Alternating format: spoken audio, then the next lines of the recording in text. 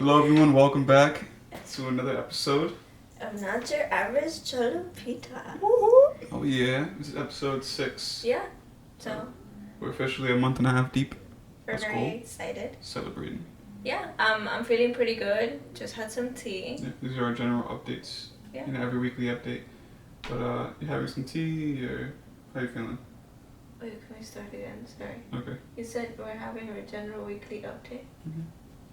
Are we to do a weekly update? But that just threw me off guard because Sorry. do we call it? We don't really call it a weekly update. Every time we talk about it, I'm like, yeah, just to wrap up what happened this week. You know? Okay. Alright. Sorry. Hello, welcome everyone Hi everyone, welcome back. to this week's episode of Not Your Average Chalupa. Oh yeah. Woo-hoo. This is our 6th recording. We're very excited. Yeah, we're growing. The numbers are looking good. We're getting engagement from the people. Everything. It just feels nice. Yeah, it does. Everything's looking up, the weather's getting better. Yeah. We're actually having sundowns past like 5 p.m., which is amazing. It's like 5:30 now. Yeah. A couple weeks from now, it's gonna be 7 p.m. Yeah. But that's pretty much how we're heading in that positive direction. Yeah? Yes. But do you have any like updates from this week? Oh my God! So let's talk mugs. Let's talk mugs. Let's talk mugs. I have. Boycott Starbucks. No. Oh yeah. What? Sorry. What? What are you talking about? Huh? No. I have a mug that was gifted to me from he who shall not be named. Starbucks. It's a pretty nice mug. We haven't been to them in quite a while. Yeah. Since before the whole situation. Since before boycotting, which kind of like leads into today's conversation, but we'll get to that. I have this nice mug. I like the mug, but we do not support Starbucks or anybody that contributes to genocide. So free Palestine. That's right. Anyway, let's talk mugs. I have my mug update. I do not have my mug yet. Would you believe that? Yeah. It's been over 2 weeks, David. And they were like talking about how fast they're gonna give you They a were fast like, we're gonna turnaround. give you expedited turn back time and it's okay. Premium service. Less than 2 weeks, bitch. Anyway, I'm not very mad because it's been kind of a busy week for both of us. And honestly, the whole mug situation was pretty positive. It was so good. Listen, my instructors, I love them, and I would not want to change anything about the experience. I just really hope I get my mug anytime now. Yeah. And soon they'll be reaching out to you. You know. Yeah. So they'll be in contact. hopefully I get to see the instructors again. They're there when I go pick it up. But yeah, that's kind of basically, we're just kind of waiting around. They gave me 2 weeks. It's been past 2 weeks. I'm not getting the mug yet.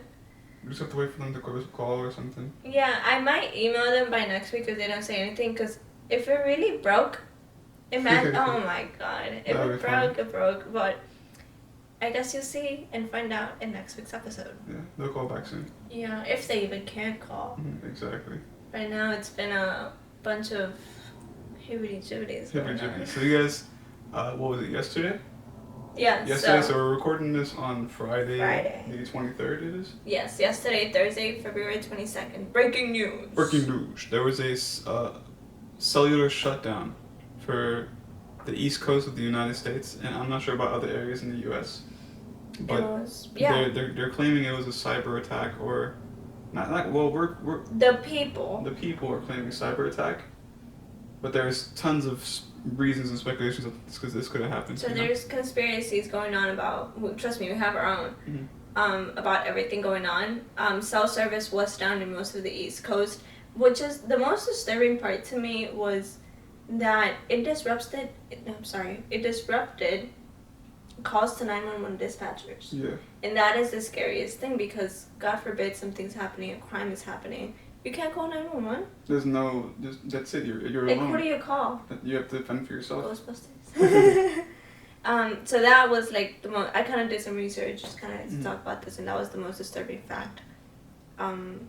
It wasn't a lot of people compared to the total. So yeah, you know it was more like about the it was about 70,000 people who lost their cell service, and I believe that last year's report for like the first quarter of the year for, let's say, some of the major cell providers like T-Mobile or something, it was about 200 million, like a little over 200 million. So just imagine 70,000 versus 200 million. And that's the ratio is pretty small, but still, it doesn't take away from what actually happened. 70,000 people is still a lot of people. So some companies affected were AT&T, Verizon, T-Mobile, and was just oddly so funny enough. David had T-Mobile, I had AT&T, and literally like 2 weeks ago we switched our phone lines. We switched our phone lines to Verizon, which is a sister company to Verizon, not Verizon directly, but a sister company, and our signal has been like okay. It's not, no horrible complaints. Yeah, exactly. We still had our phone, so but we weren't with major companies. Yeah. We switched down to lesser known. Just happened to be right in time for us to, it was pretty cool. We didn't get affected by it, thankfully. We were busy yesterday morning, but still we had cell service throughout this time. The companies that were affected, like I said, AT&T, Verizon, and T-Mobile, I was kind of like seeing what they had to say about it, because it's been a day. And they have to answer, because it's like all these people blowing up on social media. Exactly. They need a response. So AT&T put out, the audacity, David. AT&T put out a statement saying the reason behind all of this, and I quote, was application and execution of an incorrect process. There's no actual reason. They're just using big words. They're using big words to confuse the people. Let's say that, what was it? Application and execution of an incorrect process. That's technical errors. They put into act something that they knew would fuck it up. They're admitting that they themselves fucked up the system. And I'm quoting them. Yeah. Like, that's and exactly what they said. said. This is the truth. Because they could be saying that as a cover-up. Who knows? Exactly. So then I'm like, okay, let's see what Verizon has to say about this. Because did they have application and execution of an incorrection process? Try saying that 3 times. Did they have that? No, they did not. Yeah. They stood quiet. They didn't say anything directly about it. I went on the Verizon website. I went on to X, formerly known as Twitter, and Twitter had a little more insight about it. Verizon was just replying to tweets. Yeah. They weren't making an excuse or a justification. They were just trying to say, so sorry. How Give us a call. Yeah. Have you tried, what is it, Control F? Control Alt Delete. Just basically saying, hey, reach us out, DMing. They were helping people through DM on Twitter, which I think was actually pretty cool. Yeah. T-Mobile, on the other hand, went the complete opposite direction. Crazy. They said they put out a press release on their website, which I thought was very helpful. And again, I quote, they said, "We did not experience an outage." But there you have people who were saying that they were missing phone calls. They didn't have service. Everybody was in SOS mode. Everybody who was affected was in SOS mode, meaning that you could make no calls, even 911. Yeah, and they were just trying to pass over it. So we kind of have our own theories about this. There's one that I'm like leaning towards a little bit. So I'm not sure if you guys know about the increase in solar flares that have been happening, where our solar system sun has been releasing a bunch of solar flares and solar radiation, and it's coming in the direction towards our planet. And this can cause EMPs, electromagnetic pulses, that shut down our grid, that shut down our cellular lines, our cellular systems. And we've been talking about this for a while now. It's been in the news, it's been in speculation, and it's getting worse and worse. Yesterday, it's all over the news as well. You can look it up. Just look up solar flares like 2024, and you'll see from half an hour ago, 24 hours ago, that there was a X-class solar flare. And this is the biggest solar flare we've had since 2017. So it's just... It lines up where the solar service went out, EMP, solar flare, like the solar flare knocked out our cell service. That's one theory that we believe in. And that's not even a theory because, well, you're putting 2 and 2 together because you're not saying maybe this possibly happened. No, the solar flare did indeed happen. And you know, the funny part is where the solar flare impacted the U.S. was the United States and then the eastern coast of like Russia, Australia, and then like Japan and Asia, like that. They hit that section of the world and hit the United States. The middle section, like Europe and Africa and Eastern Asia, or Western Asia, wasn't impacted. That's crazy. So imagine this, it hit the sides, if you're looking at a traditional map. Oh my god. And it lines up where we lost service. So it's just 2 and 2 that actually happened. This is not a conspiracy, it actually did. So it's kind of connecting it, and I would believe that, you know. Yeah. A bunch of theories going on, So do you remember the movie Leave the World Behind? Oh my god. Yeah, that came out. Please. Like what, January? Please watch it. Leave the World Behind was this big film in regards to the U.S. being shut down and receiving cyber attacks, pretty much being attacked, a target of war. And there was a scene inside of Leave the World Behind where all the service went down. All this segment. We'll insert it here for the viewers on YouTube. Okay. And they literally if we can, because we don't know if we're copyrighted, but we'll try. True, we may. Sorry.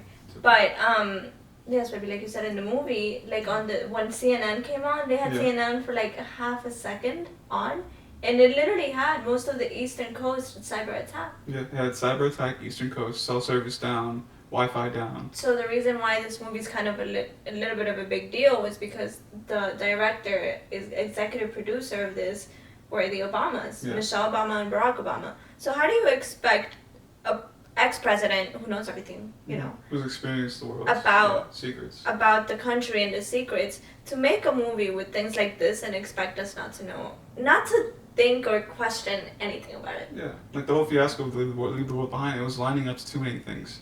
Like the whole deer situation in the movie. Then we have deers appear out of nowhere. Then the cargo ships just randomly crashing, and we have a bunch of cargo ships randomly crashing.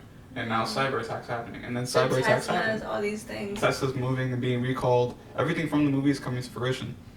And it's we kind of saw this coming. So David and I are very heavy on intuition and dreams and things like that. I had a dream for like two repeating nights where all I saw, picture this, I'm sleeping nice, and my eyes are closed and all I see is the number 3 pop up, like just literally a black screen and the number 3 in white, and it just bounced 3 times. It was like 3, 3, 3. Kind of like look at the number 3, and I was like, what the fuck is the number 3? Woke up the next morning, didn't question it, fell asleep the next day, and again I saw 3, 3, 3, and then I saw 4 as well, 4, 4, 4. So I was thinking, like, what could they mean? And I was just associating it to time. So 3 is March, right? That's the 3rd month of the year. Exactly. So then 4 is April, 4th month of the year. So I'm like, okay, March and April. Okay, something's happening. So I kind of like have a warning for March and April. As soon as I came to terms with that and my conscious being, me awake, I started having more dreams that started telling me about March and April. Yeah. And like, things are going down. Things are going to happen in March and April. And lo and behold, David starts, and I haven't told David about this yet because I wanted to confirm with myself and kind of just analyze my thoughts before I share with you. And then you start having the same dreams. Yeah, so I actually had I had a repeating dream where the first time I had it was close to a year ago, like a long, long time ago. And it was of me in my local neighborhood. I was by Westchester Square and near the train station. And I'm with my friend Yarmo, and we're heading to our boy Jeffrey. He had a new apartment in this dream. And all of a sudden we hear people start to freak out and everyone goes into panic around us. It's like speculation, people talking, is this really happening? Is this really happening? We're seeing planes fly across the sky. And then it comes to find out that there was attacks going on in Manhattan. And this is speculation. This is nothing where we know this is happening, but this is what was in my dream, just for YouTube's sake, for podcast's sake, for Spotify's sake. We're sharing a dream. Yeah, these are hypothetical situations, these are stories. But there was attacks in Manhattan, and there were planes flying, bombs dropping, like it was bad. And everyone around me, this was a very vivid dream, everyone around me was like kind of speculating and questioning and freaking out a little bit. We weren't taking it too serious because we're like, oh, it's nothing crazy. But that was that dream. I had that dream 2 more times, and every single time I was revealed more information and I was given more clearer insight. And I take my dreams pretty seriously. Like, I have past experiences where my dreams have predicted things that have come to reality. So when that happened, I was like, in my mind, I told Anna about it because I know she'll believe me and take my word for it, but I wasn't really sharing with a lot of people. Because this is sensitive information, like sensitive things to talk about. But also, it makes you look crazy, you know? A lot of people won't believe in your intuition and your judgment. So I kind of, you kind of have to suppress yourself and limit your words, especially to people who are a bit more closed-minded. Yeah. So as it's been getting closer and closer, like December passed and January hit, I started to tell people because we were having our dreams line up. I also began to have dreams, and it became so bad that I woke up one morning crying. I had same thing, Yermo. I had a dream that where Yermo lives was the first attack. And this is right when things started happening in Palestine, and just a lot of, you know, graphic images going on, and it was in my head. Yeah. And I was genuinely concerned for the people, still am, but in that moment I was just, it was really in me. And I started to have these dreams where Yermo's neighborhood was, you know, going through it, getting attacked, and just very graphic things in my head. And I contacted him. It became to this point where I had a lot of anxiety because my dreams were telling me things, and then these things would happen. Thankfully, it didn't happen in Yermo's neighborhood, but everything I saw was happening. And then I had the same thing again, Manhattan, which is, you know, the more touristy attraction. It's the number one profiting city in the world. Exactly. It's the number one target, to put it at that. And I had dreams where Manhattan was also under attack and things like this. And David and I are having the same dreams around the same time, and we're like, yeah, shit's just getting weird. You know, it's like lining up in a way that was beyond our physical recollection, but in a more spiritual sense, we were knowing that something was coming. So in a way, been getting like mentally ready / physically ready. Because like, for example, like the cell service is down. What do you do in a scenario where your cell service is down and you can't contact someone, right? We haven't thought about these things because we rely on technology a lot. We're so dependent on the systems that are currently in place. Exactly. I can't make a phone call because I don't have a SIM card. I'll call you through WhatsApp. I'll call you through Wi-Fi. Yeah. You know, there's Wi-Fi towers, little Wi-Fi towers outside. Traveling, traversing. I'm dependent on Google Maps to get anywhere. Exactly. You know? So we've kind of like, okay, let's consider, what if things do shut down? We have to get mentally ready, you know, physically ready. Pretty much preparing for like an apocalypse type, like world-ending situation. Not saying this is gonna happen, but just be ready for anything. But I feel like you should always be prepared for. I'm not saying keep a guard up and be like, oh, what happened? On edge all the time. You know, don't be on edge, but also understand that there's things that are out of your control that sometimes come, and you should be ready for it. So we've kind of like been getting ready in the sense of doing some like end of the world type prepping. Yeah. You know? Like we stocked up on water. We bought some first aid kits. We bought some hand cranked radio. We bought hand cranked solar power radio. Just getting things just in case. Because you never know, and if it happens, it happens. If it doesn't, it doesn't. But at least we're prepared. There'll be a moment where we use the first aid kit, even if the world isn't ending. You know, at least we not have necessarily the world ending, but scenarios where, what if there's no communication, just like yesterday? Where we need to be a bit more self-sufficient. What if you need to quarantine again? God forbid. You know. Yeah. A bunch of things that are out of your control. So everybody's like, the easiest thing to say is, yes, the world's ending. Oh my God, let's freak out. Oh, world's ending. Do I have to pay my bills still? But just kind of just get ready. You know, we've been getting ready. I'm not telling you this is happening. We're just sharing our dreams and our stories. But to kind of switch it to a lighter note, one of the questions we kind of had in more of a joking manner in regards to the world ending was, what would our last meal be? So, if this is the question, what would your last meal be? It can be a home cooked. It can be from any country. No price limit. It can be anything. You can have an appetizer. You can have 2 entrees. I like that. You can have dessert and a drink. Okay, that's cool. I fuck with that. What would you have? All right, I think, man, this is a hard one. For my appetizers, how about this? I'm just gonna list meals that I want. Regardless, like, if it's an appetizer, it doesn't matter. It's still a meal that I'm gonna bust down.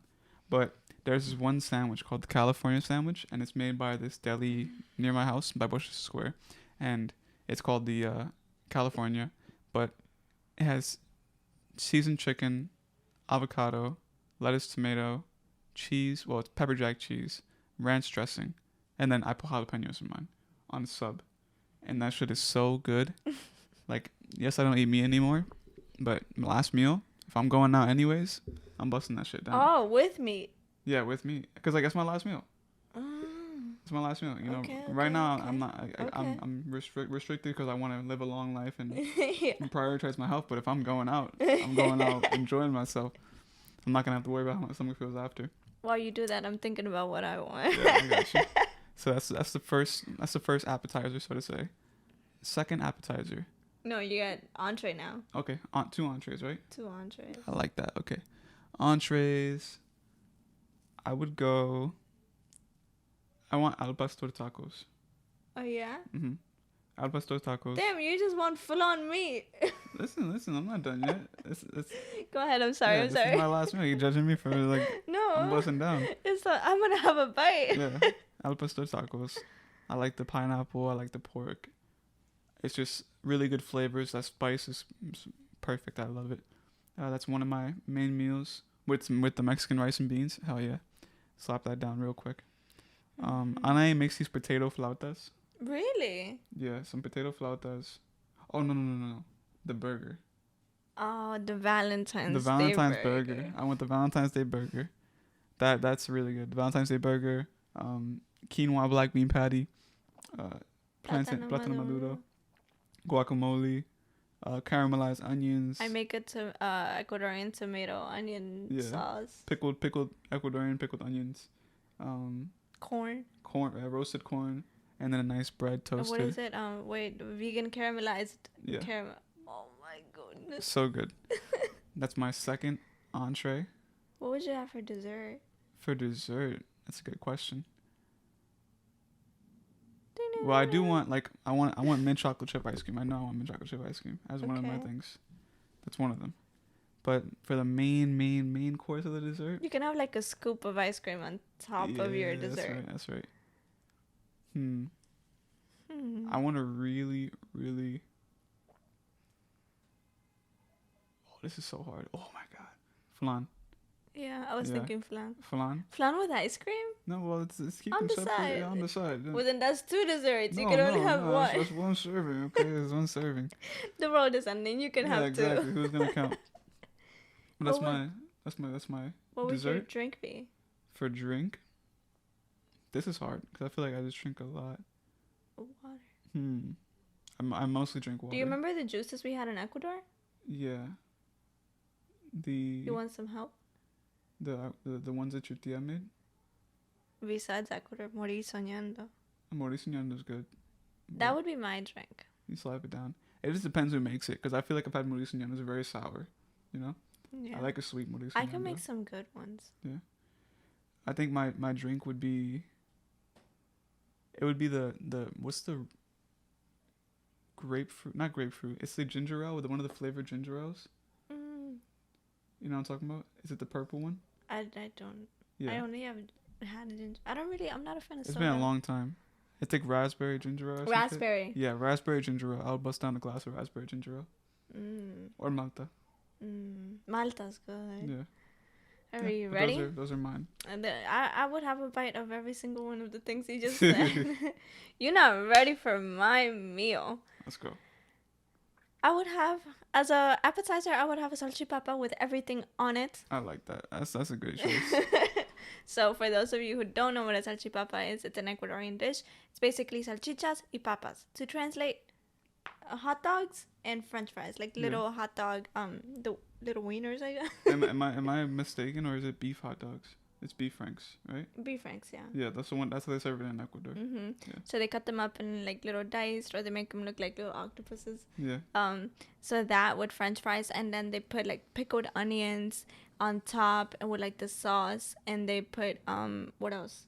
They put lettuce on it, and they put ketchup and mayonnaise. And if you get really lucky, somebody will put cilantro mayonnaise on it. Yeah. Like these are the good places. Oh my god, it's so good.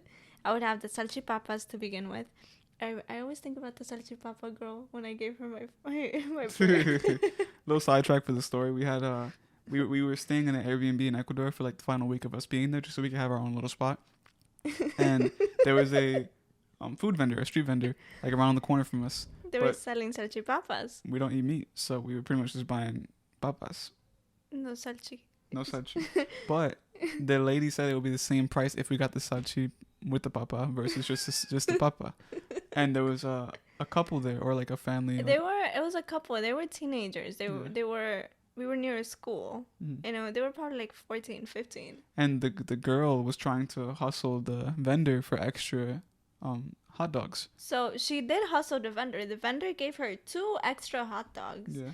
And then she was about to walk away when we go, oh, we don't want meat. She broke her whole neck and she said, what? Yeah. She was like, you trying to get the papa, the sachi, and then give it to me? And I was like, yeah. And then David was gonna get nose, and I was like, nah, bro, get it so you can give it to her. The little girl had a tiny plate. Full with like 7? No, she had like 10 salchichas. Yeah, she was, because she got her own salchichas, she got ours, and then she got the extra that she hustled. Yes. So she walked home with the fucking. It wasn't even sachi papas. It was sachis and then a side of potatoes. Like it was crazy. So every time I think about sachi papas, I think about her. Sorry, little sidetracked. I would have that. Then another one of my. Then it would be my entree. I would have those vegan nachos from Baños. Oh hell yeah! Because again, Ecuador. I'm Ecuadorian. We went to Ecuador during our trip, and we had this vegan restaurant. The vibes were so cool. Owner was cool. Yeah, it was called Sativa Cafe. They were in there like smoking. They were smoking, blazing it up. It was so cool.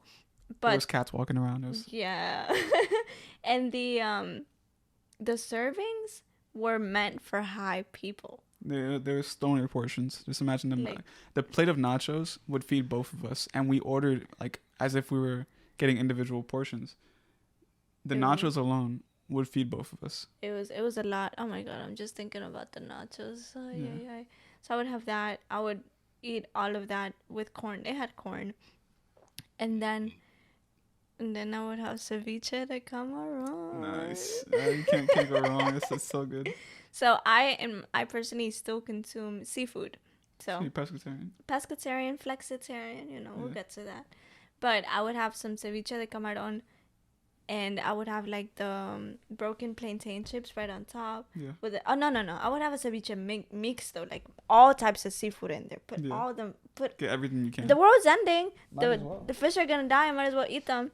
So, ceviche mixto. So a ceviche with like pulpo, fish. What is it? Clams. Yeah. Clams. And just oh my god, it sounds so good. I would have that with a side of rice and the plátanos. And then for my dessert, I would have a rosca de los tres reyes magos. Nice. A whole rosca? A whole rosca for with some like hot chocolate? No, I can't because I only have one drink. Okay. The world is ending, but I follow rules, unlike other people. Shit, whatever. I would have a rosca, which is a bread, a type of Mexican bread. Kind of like candied fruits on top. There's similar to a concha. Yeah. There's sections with concha, section with candied fruit. So picture like a giant donut, but it's bread and it's very soft and fluffy on the inside, dried fruit on top. Yeah, it's delicious. It's amazing. I would have that. And then my drink would be Morir Soñando. Nice. I like the one that my stepdad makes. I haven't tried it yet. Yeah. Like the one we had in Ecuador wasn't that good. Oh no, that was not Morir Soñando. But that's about it. That's what I would have if the world ended. I like that. The only meat I would have would honestly be on my salchipapa. And my body just kind of doesn't do meat anymore. Yeah. Which kind of like ties into why I became vegan. My body rejected it. Over time, yeah. Yeah. Both of us grew up eating meat. Yeah, 100%. It was a meat-eating family. We had meat with every meal. It was just how we ate. It was what we did. Exactly. And it's also part of our culture. Like arroz con carne. There's meat in everything. Arroz con chuletas. If anything, people look at you weird when you don't eat meat. It's just like... Exactly. They're like asking you why. They don't even try to understand. Yeah. So I grew up eating meat my whole life. And what was it? Like 2020, 21? 21? 22? When you stopped? Yeah. 21. I said 22. 22. Yeah, 22. So towards the end of 2022, like my birthday was coming. I was very obsessed with skirt steak around the month of October, November, and I was eating skirt steak a lot, cooking it up for you guys. And my birthday's on December, so December's coming, and I kind of like wanted skirt steak, but I started getting grossed out while cooking it, and this is the first time I was experiencing that. Getting grossed out while touching meat, and I love to cook. I'll bust it down in the kitchen. I'll go crazy. But for some reason, I just like wasn't happy. I still chose to eat it, and I started getting sick. I thought it was just that one time. The meat was bad, kept doing it. And I love nachos. I'm a big lover of nachos. And back in my old apartment, there was this great nacho spot. I would order it with meat, and I would throw up. Yeah. And I kept pushing it. I can't give up meat, you know? And I decided as a trial, let me go a couple days without meat and see what happens. My body was good. I was no longer feeling any of that. And even chicken, I tried to have chicken, nothing. Like I would feel so bad and so yucky touching it, and I was just getting grossed out by the chicken and any type of meat. So I kind of like just gave it up, and I didn't look back for quite a couple months. And then the craving of chicken would still come around, and I eat it immediately. Yeah, it was like it upset your stomach so much. I didn't choose it. What is it? I didn't choose. Vegan life chose you. That's right. Yeah. David had a different approach to it. Yeah, so for me, I started my vegan journey because I wanted to. It wasn't like my body rejected it. It was just that I was seeing the benefit that it would be to not consume meat. And this was also almost around the same time where I stopped eating meat, and David and I would hang out all the time. For me, I think it was the end of 2022. Yeah. Yeah, like September of 2022. And I would say for about... Because you had crazy work schedules. You didn't even have time to eat. Yeah. In that time, I was working like 55, 60 hours a week. So I was busting down. I was grinding. And this is right when I moved out on my own. So I was trying to like hustle. Mm-hmm. And it was just super easy to eat meat because you go to the store, get a plate. I would spend like $12 and I would get a plate of rice, beans, pollo guisado, plantains, tortillas. It was like these two older Mexican ladies that were cooking at one of the local delis, and they would bust. They would chef it up, and every day it was a different meal. So it was just whatever they had, you bought it, you ate good, and you were straight. But I was also in that time, stepping into my spiritual journey and just trying to understand how to take care of my body more. And one thing that is very prominent when consuming meat and dairy is inflammation. And inflammation, when you consume meat and dairy, it causes mucus, and that's what leads to your body having inflammation. Mucus is literally the main reason for all disease, dis-ease in the body. It's easier for anything to stick to it. Yeah.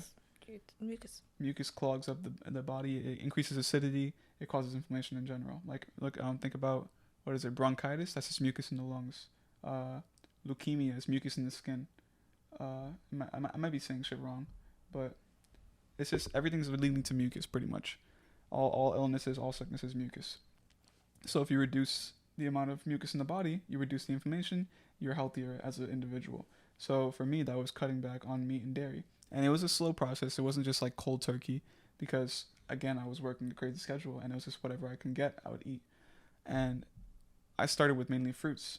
That was my main transition to cutting. Because it was faster and easier for you to eat fruits and access it, as opposed to eating rice and chicken and everything. And you had no time. Yeah, I would go to the super, and it was more affordable because, mind you, things are expensive, like spending $12 to $14 a day on a meal. As opposed to a $5 platter of fruit. Yeah, and the fruit was like, it would feed me lunch and dinner. And your coworker. And and we would all be feasting for $5. So that was like my approach to money saving, like financially, and also it kind of leaned into my desires to become healthier. Exactly.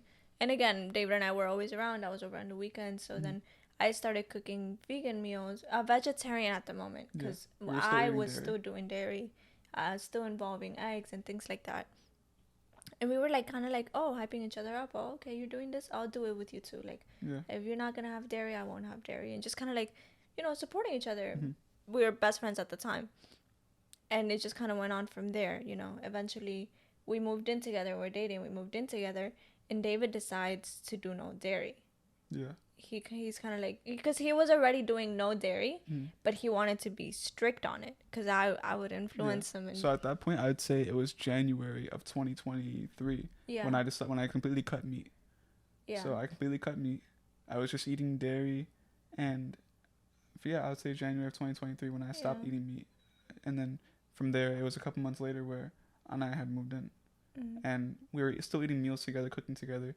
But then I was like, I want to stop eating dairy because now I cut the meat. That was the quote-unquote hard part. This dairy is the next step. And dairy was where it was hard for me because I love cheese. Yeah. But now it's pretty good. I really don't crave it. Back then, it was hard for me with the cheese. Milk wasn't really that bad because I was already consuming oat milk. Back then, I was into oat milk. Now, not as much anymore. So dairy was kind of like a somewhat smooth transition. You know, we cut off eggs. I never really consumed eggs that much anyway. I still consume mayo though. I know mayo contains eggs, so That's where the flexitarian comes in. Exactly. But that's what we did. So no eggs, no dairy. And then David said, let's cut sugar. Yeah. And there's sugar in everything. Like, it's hard to be sugar-free. Imagine no sauces, no ketchup, no barbecue, no... I had the same withdrawal symptoms as, like, a person addicted to... drugs. To drugs. Yeah. It was insane. Cutting sugar was a big deal because at the time we worked at a bake shop. And just imagine, you go in there and there's treats every day. And you can eat it. Yeah. You can eat anything. You can eat it. When there was unlimited snacking. You could just have like cookies, cupcakes, and no one would say anything because you're on shift.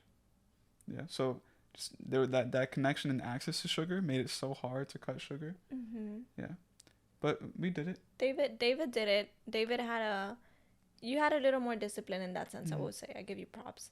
To me, I did it. I had just as much discipline, but boy, I went through it. Yeah. Like I had like 2 weeks where I was just like going insane. The same way you would have a caffeine withdrawal or like a heavy drug withdrawal. Like it was literally how she was reacting. I couldn't sleep at night. I was always angry. Even if I would be hangry, I never really get hangry. I would want to snack a lot, always constantly chewing on something. I stopped doing that. Mm-hmm. Just be hungry. And like even my body, I started breaking out. My body was like... Your body was purging out all the... nasty. I started breaking out. And I'm never really one to break out, so I couldn't sleep. I was moody. My hair started falling off, which was the craziest thing. Like, not in a very bad sense, but literally I would go like this and I would have like... more hair loss hair that falls off, you know? My hair was falling off. And it was just like so bad. And I was like, oh my God, this is horrible. I didn't even like want David to come near me. Like, I was just like... Ugh, so like just grossed out by everything and just like stay away from me. And then it went away after 2 weeks. Even the craving for sugar stopped. Yes. Yeah. Because we started trying to implement alternative measures, fruits and things like that, but also heading to work at a bake shop was the hardest thing. You know, little by little. And then the holidays came back around and we were like, okay, my birthday's coming up, our trip is coming up, all these things. So for Ecuador, we decided to stop the dairy free. We still remained meat free, but it was just the dairy free and the sugar. So we consumed dairy and sugar during the whole trip, and leading up to Christmas and Thanksgiving. This was like our last hoorah, so to say, because it was the last time we would be consuming these things in our eyes. You know, yeah. Who knows? Life changes, things go on, but in that moment, that timeline that we had, and we chose. This current timeline, we're still like, you know what? That can be our little celebration for being 4 or 5 months vegan. Yeah. Like strict vegan, no meat, no dairy, no sugar. Like we were on it. So we celebrated that way. Yeah. So, you know, Christmas came up, holidays came up, we started having sugar again. Now we're cutting it off. I'm still having a little bit of a hard time with sugar. Not really the withdrawals, it's just more so giving into temptation and sometimes having sugar. And I don't know if anybody relates to this, we don't have a specific diet, like you have to have this. My diet is I don't eat meat, I don't eat dairy, I don't eat sugar. But with that comes mental health, because I would be harsh on myself if I ever had sugar. And I would beat myself up about it. And I would be like, oh my God, like you don't love yourself. Where's your discipline? Because I saw this quote that said, discipline is the strongest form of self-love. Yeah. And that stuck with me because that can apply on anything. And I was applying it to food, which was kind of messing with me mentally wise a little bit. And I was like, where's my discipline? If I have no discipline, I have no self-love. If I don't have self-love, why should I even worry about I eat? And it was just these things that went through my head. And it wasn't up until I talked about it with a coworker. Only saw her once, never saw her again. Yeah. And she said, you also have to understand that you're a woman. And not just because of that, like, it's different, you know, not just because I'm a woman, I get away with it, but we have a period, we have cycles, we create life, you know. I have a 28-day cycle where my hormones crave certain things, you know, like how women crave chocolate or just sweets during their period. When you're ovulating, you may crave certain foods, or when you're about to get your period, you may be low energy, so you need like something that spikes your energy. Scientifically speaking, there's different needs of food when you are on your period. I did not know that up until I didn't know it, but I didn't even think about it. up until I had this conversation with this girl, and I was like, wait, Yeah. I'm human. It's okay to have. It's okay. It's okay. It's all right. And then I started relieving myself, and obviously not diving into sugar, but sometimes it would be out of my control. Somebody, like, I love when people bake for me. Like, people would bake for me sometimes, and I would have fresh banana bread made for me, and I'm like, how are you gonna say no to fresh banana bread? Exactly. So it just kind of messed with me mentally. I'm happy it didn't hit you as bad as it hit me. Mm-hmm. Did you have any? No, I feel like because I was very much just accepting of the fact, because I had my period where it was hard for me to transition out of it, but that was only with meat. Mm-hmm. For me, it was meat because I typically like, oh, eat protein, get muscles, get strong, get big, and it was like trying to understand, like, be macho man, be all burly, but to completely cut meat was so ironic, because during the time I was working Action Lit, it was a very manual labor focused job. Oh, you need protein. Protein would be nice, right? I was eating almost no protein, and I gained more muscle in that 2-month period than I did my whole time working. My protein, my daily intake protein was probably a single beef patty. I love beef patties. So that's just busting. I like me spicy beef patty. But that was my order. My daily order. We'll go to the supermarket. I would get a container of fruits and a beef patty. Really? Yeah. I never like ground meat. Anything ground, I don't like. Nah, I would slap that shit down. I was eating corned beef, so who am I to say anything about a beef patty? But that's what you did. And so he gained weight, ironically enough, without consuming the typical protein that society deems as healthy. Like whey protein is literally just dairy byproduct. If you look up what whey is, that's the final waste product of the dairy processing system. So you have whole fat milk, you process it, you get skim milk or a low percentage fat milk, and the fat that they take from that is what makes your cheese, what makes your yogurt, everything like that. They process down skim milk or whatever, and that's when you get the whey aspect. That's the final waste product to make, for example, no fat milk.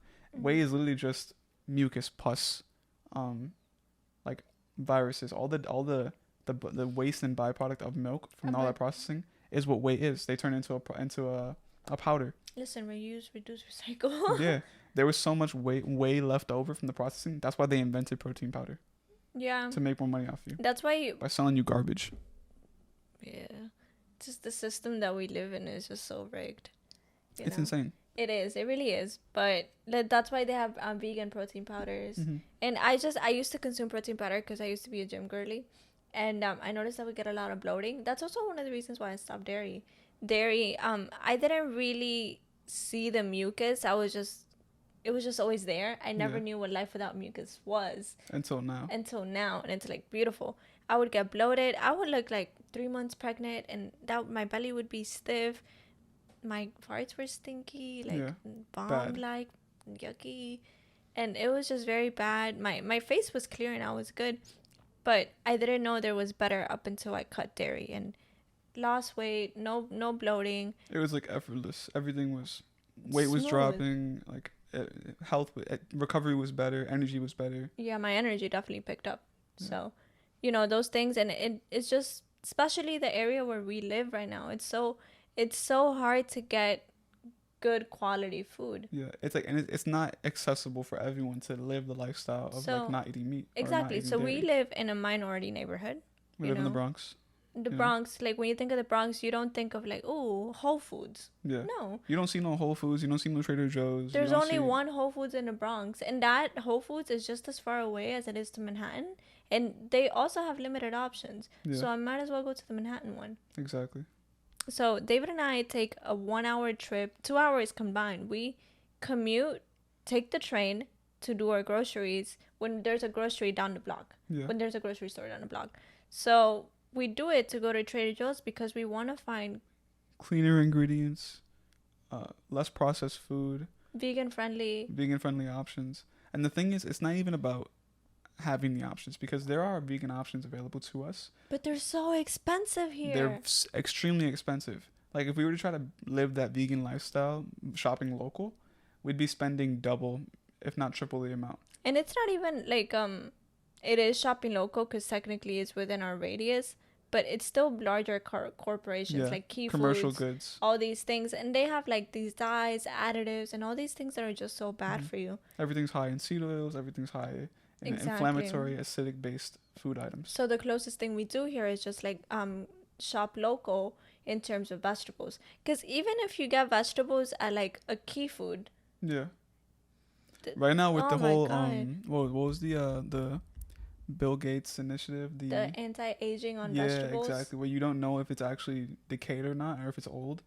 Like, it's just, you never know what you're consuming now, especially with how processed and GMO focused everything is. There was a time where David and I were buying fruits and vegetables. They looked good from the outside and everything. You would cut into it and it was fucking disgusting. Black. But I'm wasting my money. And this was like at a more expensive main market, right? Where, let's say, for example, mangoes. I bought, they were at the time like $3 a mango, $2.50 a mango. And this was during mango season. I bought like 4 or 5 mangoes. Every single one I cut into, rotten. On the inside, but when you touch it on the outside, it looked beautiful, a nice color.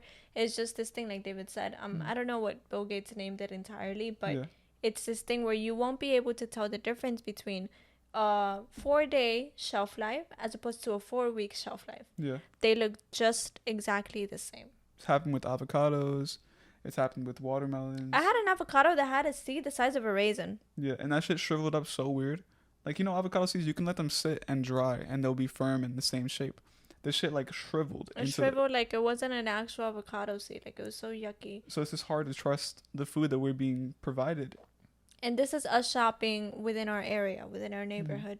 When we shop at Trader Joe's in Manhattan, in more wealthy neighborhoods, we have more options. We have affordable options. Like, we pay around $200 tops. That's pushing it. Like, that's with buying like extra stuff we don't need. We spend about $150, and it'll feed us for a month. For 2 people. That's insane. That's unheard of. In this economy? Yeah.